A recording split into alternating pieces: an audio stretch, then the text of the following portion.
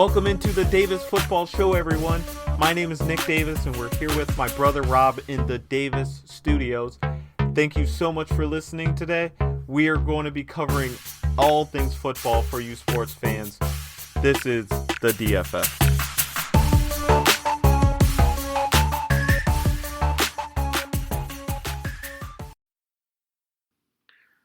All right, my football fans, the time is here. The time is now. The NFL is back. It's been back for a few weeks now. Training camp is in full-blown effect for all 32 teams. And, man, I'm just so excited to get this season kicked off. I'm sure like a lot of you. I'm here solo today without Rob, but it is a Monday where you can find the DFS on a consistent every Monday basis, recapping every single week of this large NFL season. When I mean large, I'm not just talking about the players. I'm not just talking about the plays. I'm talking about this is going to be the biggest NFL season in NFL history. And for those of you who don't know, they added an additional week. They added an additional playoff team that went into effect last year, actually. So this season's going to be big. The money's behind it. The NFL just closed this 10-year, $110 billion networking deal.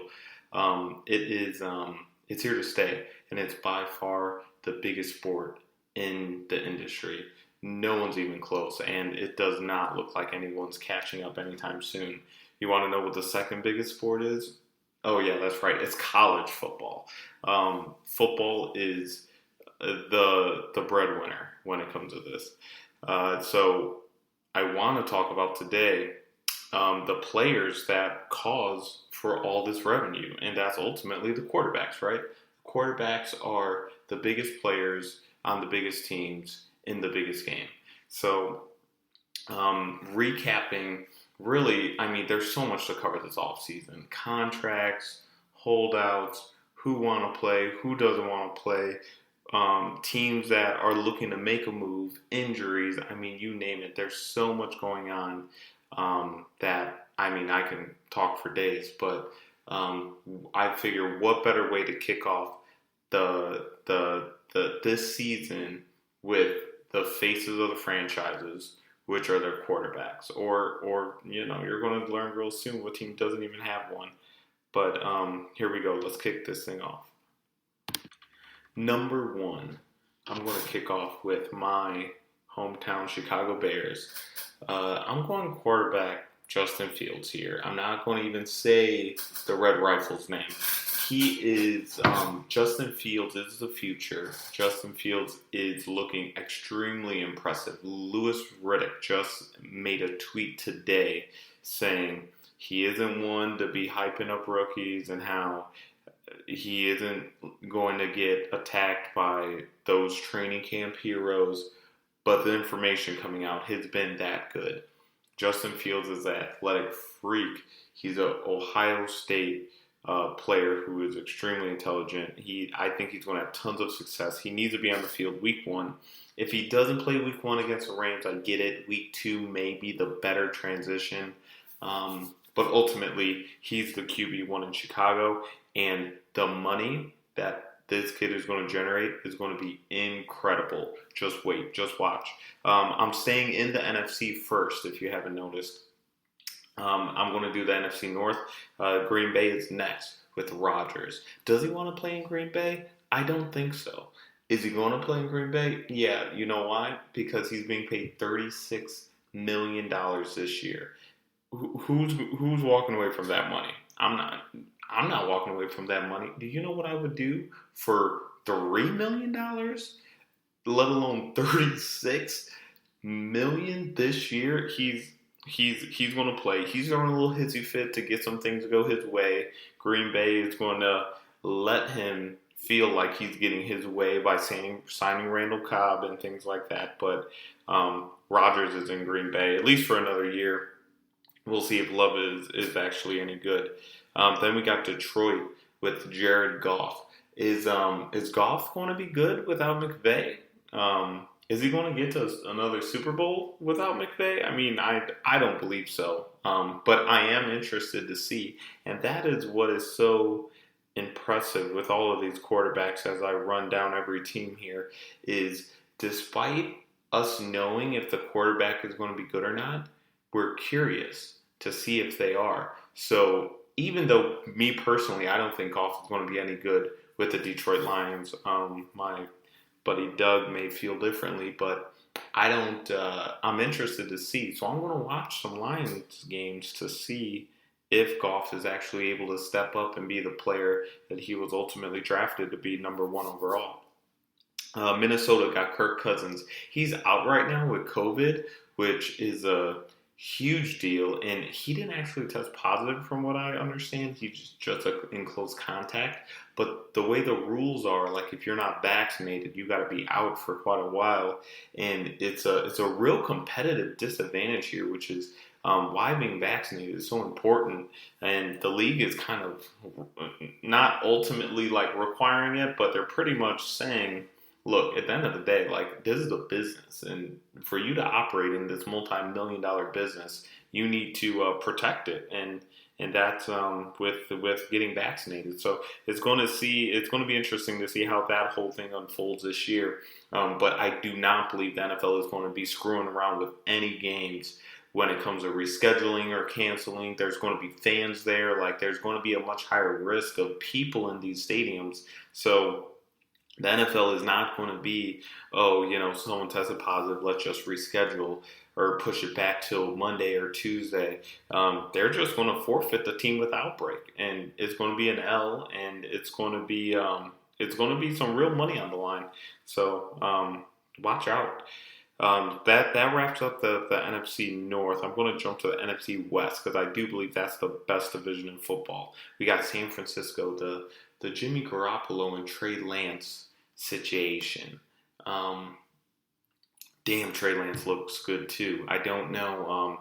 Jimmy is going to have a good year. He whenever he's on the field, he does well. Can he stay healthy all year? If Trey Lance comes out, does he ever get his job back the way Kaepernick did? It's going to be fun to watch. Russell Wilson and Pete Carroll, are they happy? Or are they just living together but sleeping in different rooms? It is a very interesting dynamic there in Seattle. And Russell is so political, like he's so politician-y when he speaks. You never really know if there's a problem, but really it could be a fire in that house. We will soon see, right? The record will definitely show it all if they implode the way they did last year. We got the LA Rams here that swung for the fence and got Matt Stafford. I like that move a lot. I do think Stafford is a fantastic quarterback. Does he finally get the support that he was looking for Detroit to put around him for years and just weren't able to do? He's going to get his opportunity, or is he actually going to crack under the real pressure of playing in some real time games? So we will soon see, and we're going to see them against the Bears that week 1. We got Arizona to wrap up this division with Kyler Murray. And the story around him, like, it's time to shine, Kyler. Like, you're in year 3, you've seen it. You're little, but you're explosive. Like, you are a big name. I'm rooting for you. I was a fan. I've always been, and I really hope the Cardinals do take that next step, and they put the weapons around you to make it happen. Like, it really is on you at this point to eliminate those turnovers and to put the points on the damn board. Moving to the NFC South, we have, I'm going to start with the Super Bowl champs, Tampa Bay Buccaneers with Tom Brady. Man, just going through these first 9 teams here, like, do you see the excitement in the NFL right now? Like, there's so many big-name quarterbacks, and that is why the league is generating so much money versus 20, 30 years ago. The star power in these quarterbacks is unreal. We got Tom Brady, who just led Tampa Bay to the Super Bowl in his first year with that program during COVID. It's unreal. So he's QB1. They did draft a quarterback also. Not sure if a lot of you knew. It's going to be intriguing to see how well he does out of Florida over the next few years. Does Tom retire? Does Tom go to another team after Tampa Bay and try to win another Super Bowl with the third team? That would be incredible. New Orleans, is Jameis the quarterback? That's the big question. Does Jameis get another shot? Um, we will see. We will see what happens there. But that has question marks all over it. Another second chance quarterback, Sam Darnold. He goes from the Jets to the Carolina Panthers. Um, he gets his second shot opportunity, and again, he's there with Joe Brady, a very intelligent pass game offensive coordinator. They got weapons. He's going to have one of the best running backs in football behind him. He's going to have the support there in Carolina that he never even sniffed in New York. So, Sam Darnold, step up or shut up. We got wrapping up the NFC South is Matt Ryan and the Atlanta Falcons. Matt Ryan is, I believe a Hall of Famer. Never won a Super Bowl. He lost. He blew that big one with against Tom Brady. But I mean, he's played with one of the best wide receivers ever in Julio Jones for forever. It feels like.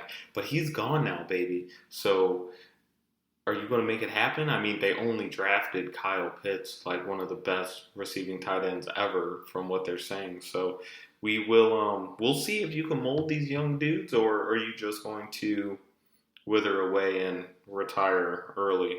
We'll see. Dallas, Dak is back. He had some shoulder tightness apparently. How much has he actually thrown over the past years that he was hurt? But the buzz is there for sure. The Cowboys are on Hard Knocks. They are getting a lot of publicity. They're opening the season against Tampa Bay and Tom Brady. So the Cowboys are ready to go, and I do think Dak is excited. He got paid. He got his contract. He wants to prove that he's worth the highest paid player in football. Next, we got Washington. They need a quarterback, I think. They got Fitzmagic right now, who is good for those flashy games and some flashy highlights, but he's not real steady. He's not the long-term answer. They got this rookie there, Heineke. He's not a rookie, but he's young. He's a developmental guy. Is he the future? I think they got to go and draft one, and I think this next year could definitely be that opportunity. New York Giants. We have Daniel Jones. Are you the guy, Danny Dimes? I mean, I don't know. And you're in your last year here, and New York went out this year and spent a ton of money on wide receiver, tight end, like offense. And Saquon's back from his injury. Man, I personally think you're going to choke it up and you're out. And New York is also going to be in the quarterback market next year. I didn't see enough, but you could be. I don't wish bad on nobody, but Daniel Jones is up to you. Eagles, Jalen Hurts. That whole situation last year was unreal. Like Carson Wentz, who you think is their franchise QB, plays absolutely awful, and just showed what was it? Was it the yips? Like, I don't understand how he went from so good 2-3 years back to so awful this past year, and then for them to just bail on him the way they did. Like, there was some personal relationship issues in there between the coach and the GM. Like, it still is all kind of muddy a year later here, but here we are. They drafted the Jalen Hurts, and the front office might have foreseen all these issues happening prior to the draft last year. So when they took Jalen Hurts, they were actually being genius when everyone looked at them crazy at the time They solidified the replacement and a damn good one too. I'm a Hurts fan. Go out there and ball, and I think he has something to prove, and I'm supporting him to go out there and prove it. Um, that wraps up the NFC. A lot of big names, a lot of excitement. I'm telling you, out of that group, I'm excited to see every one of these games. Again, like I said earlier, it's not even about is that a great quarterback or not. I'm curious to see, are they going to pull it off and prove everyone wrong, like Hurts's situation, or are they going to drop the ball? I mean, it's either way, it makes for great football, and it's definitely going to be exciting to see. Moving to the AFC, I'm going to start with my brother's favorite team, the Baltimore Ravens, and Lamar Jackson, MVP. His passing game. That's the moral of the story. I hear, according to Rob, they're changing the offense all around. They're running a bunch of. It's going to look totally different. The passing game is going to be more involved. It's not going to be some spread offense, and they got a legit wide receiver from what it sounds like. I'm really interested to see what this is going to look like. They picked up Sammy Watkins as well. So now this Hollywood Brown goes from, was he even the number one last year? I don't know. He goes from 1 to 3, but he's a burner. I mean, they got some receivers, I think, that they didn't previously have. So can the running game be just as effective with this pass game? It's going to be, let's go be more. I got you guys winning the division. Predictions are going to come later, though, once we get closer to the season. Pittsburgh, I got you next. Big Ben, too big. Are you too big, big boy? I mean, this is your last ride, my man. You looked awful last year. You guys went off on this incredible 11-0 run and then just blew it. You let Cleveland go in and beat y'all up in the playoffs. It was, and I think not only did you get worse, not only did the quarterback get worse, the team I think is downgraded. They do get Devin White back, their middle linebacker, or I'm sorry, Devin Bush. They get Devin Bush back, but I mean, is their offensive line is depleted? Are their receivers going to be as effective as they were last year? I mean, it's a lot of question marks. You got a rookie, a running back, although I do think that's an upgrade. Najee's a beast. We'll see. But Pitt, I don't got you guys in the playoffs. I'm sorry. Cleveland, Baker. Are you going to be the Baker of old or the Baker of new? I don't know. You had a pretty remarkable year last year, but prior to that, everyone was saying that the Browns whiffed again and you were a bust, and how they shouldn't pick up your fifth-year option and shouldn't give you the long-term deal.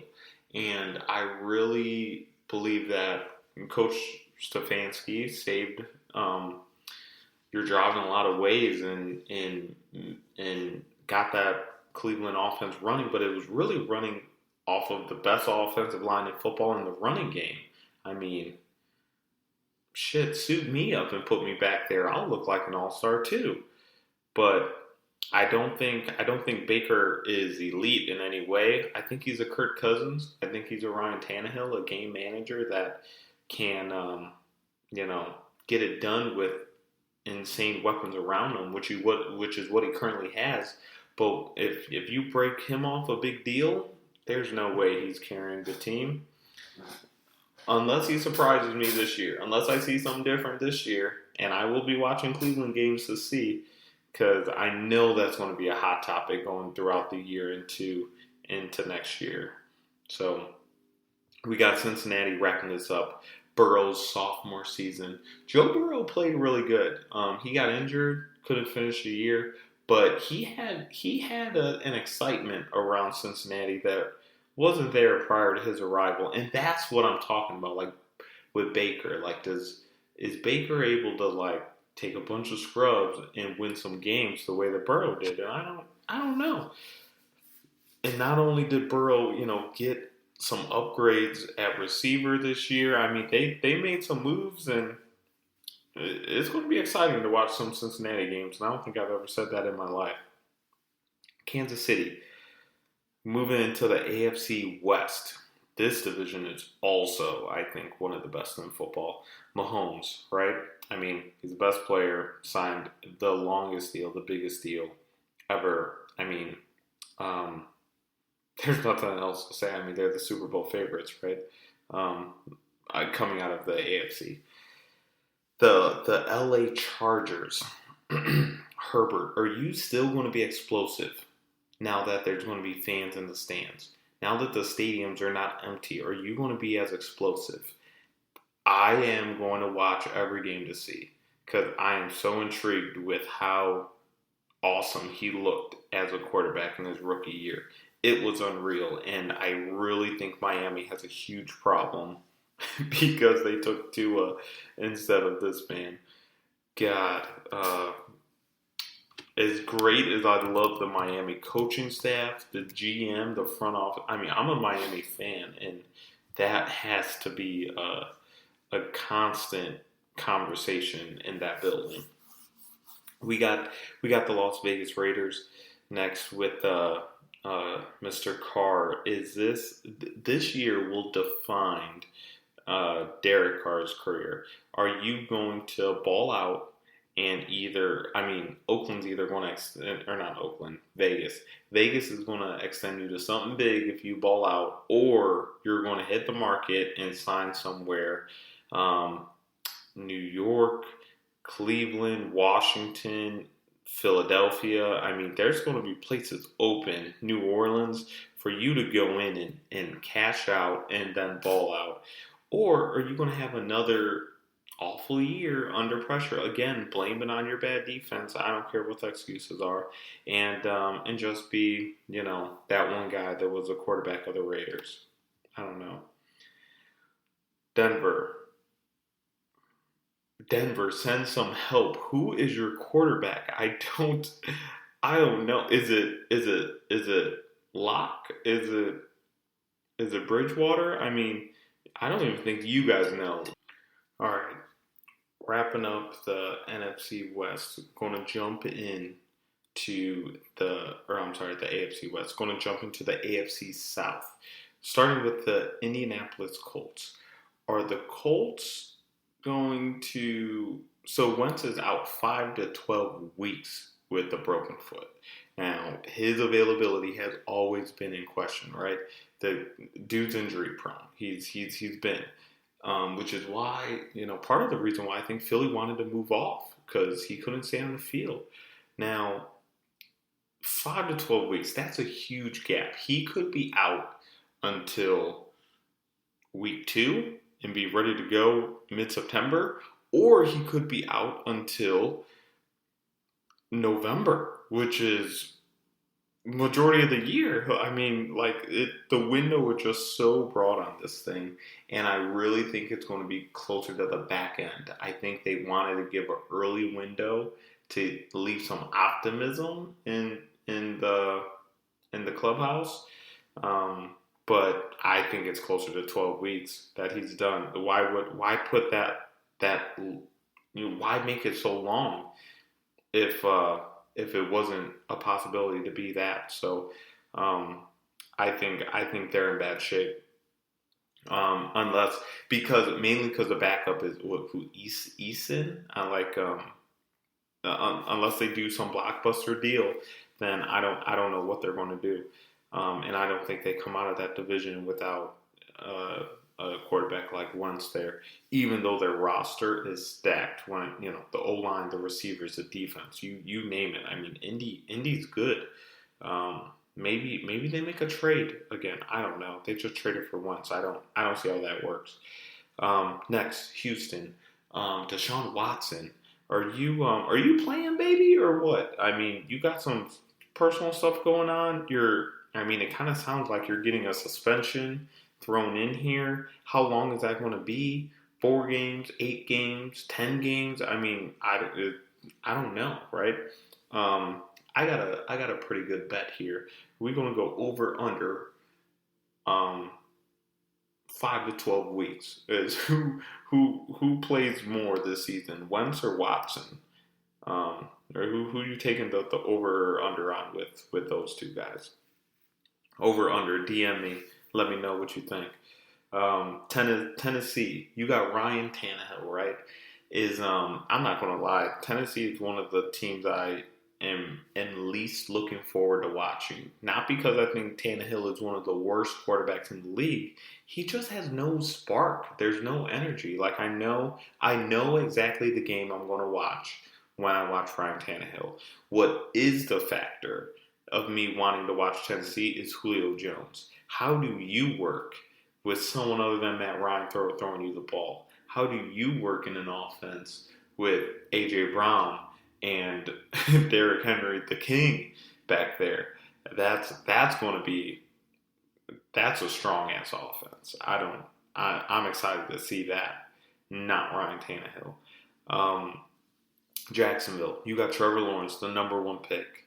You made all these moves. You got Urban Meyer coming in. I mean, let's go. I'm trying to see some noise out of Jacksonville. You guys have been bad my whole life. I really hope you guys. I like the city. I want to be a Jags fan. So let's go and let's put up some points and let's just not look like a disaster out there the way you've been. Like bring some stability to the organization. You're in the NFL. Damn it, Jesus. Lastly, the AFC East is who I'm going to wrap this up with. And normally, when you start off the AFC East, you always talk about the Patriots, right? Well, look, there's a new MVP in town, all right? Brady's gone. We're talking Josh Allen, baby. I got him winning MVP this year. I know that's going to make a lot of your ears bleed. Shout out to my boy Derek and Rob who are against me on this. But look at his numbers. Look at what they did. Not only did they help him out with Stephon Diggs last year, and look how that worked. They went out and got Emmanuel Sanders this year. I think that this is going to be a real, as long as they stay healthy, Buffalo can put up some crazy numbers this year. And I'm rooting for them. I might buy me a Josh Allen jersey this year. New England, you're number 2 now. And let's talk about your 2 quarterbacks, because I don't know who the starter is. Cam or Mac? You going with the Mac or the Cam?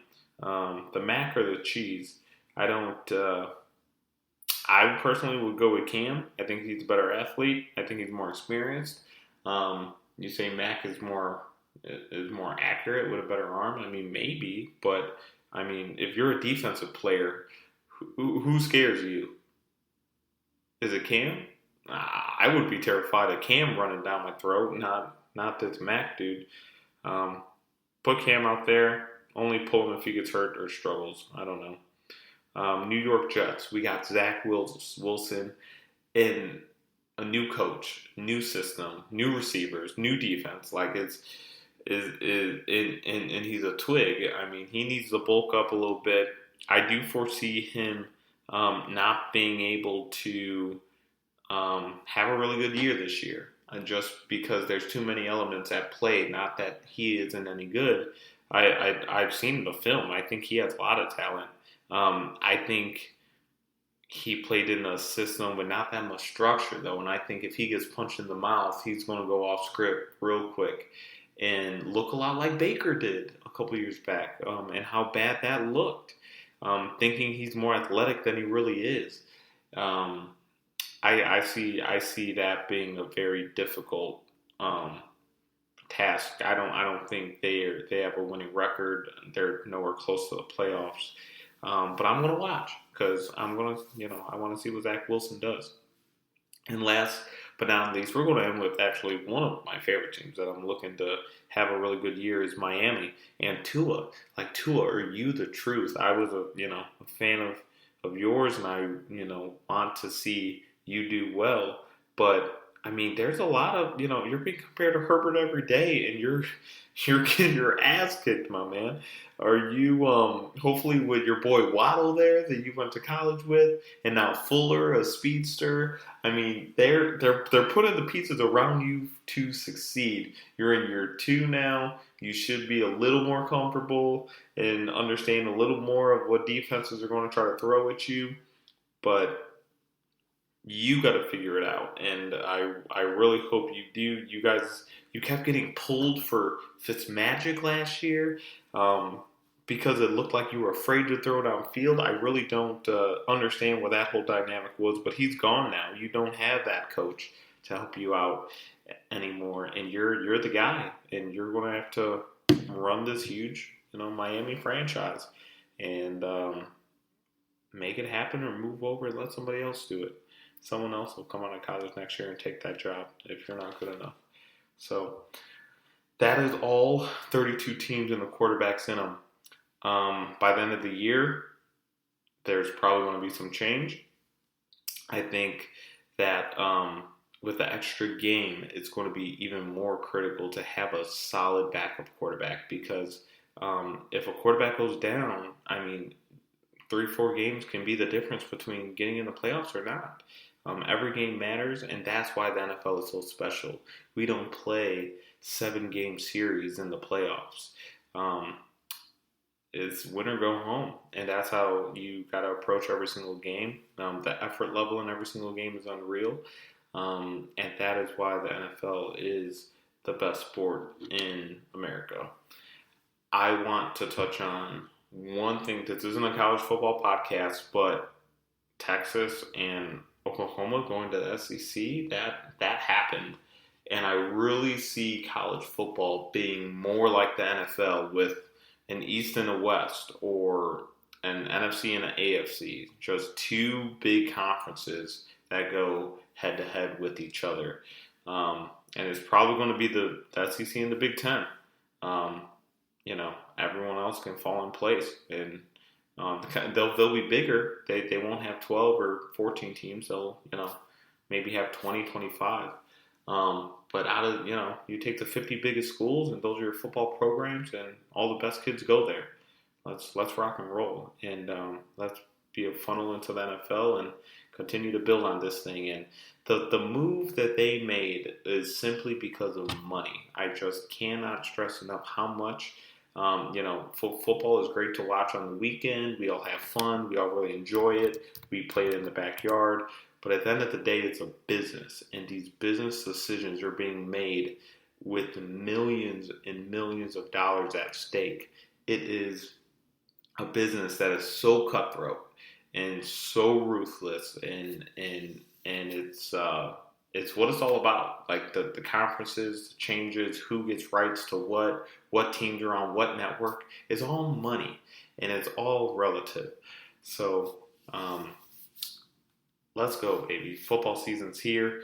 I'm super excited, and we are going to, we got a lot to touch in training camp here before we kick off. I want to break down running backs and receivers and defenses. The schedule we'll touch on a little bit. We'll go through predictions.